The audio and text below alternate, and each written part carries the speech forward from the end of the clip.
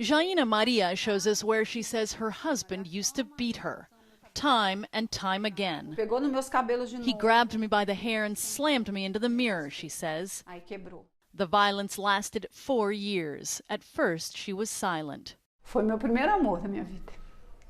Amava ele demais. He was the love of my life. I loved him so much, she says. But then you get beaten again and again. Even after they divorced and she obtained a restraining order, she claims her ex-husband showed up with a knife.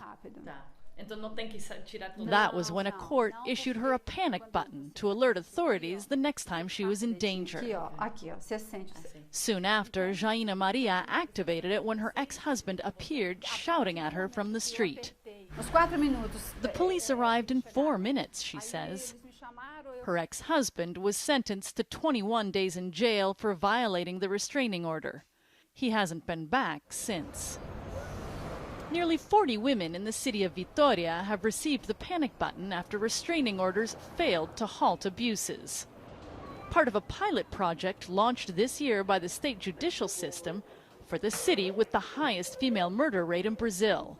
There have already been 5 convictions thanks to the panic button. We've come down to the police station here to watch a simulation to see how this works. When the button is pressed for 3 seconds, a GPS signal is sent out. The victim's location appears on a map, so do dedicated patrol cars. The device also starts recording ambient sound, which can later be used in court. Pictures of the victim and her abuser appear on police smartphones. The nearest patrol races to the scene. So far, officials say they've arrived in under 10 minutes every time. Experts say it also works as a deterrent for would-be abusers. Dr. Sonia Lira is a gynecologist who specializes in female trauma at the Jaime Santos Neves Hospital. The main damage to a victim is her loss of identity, she says.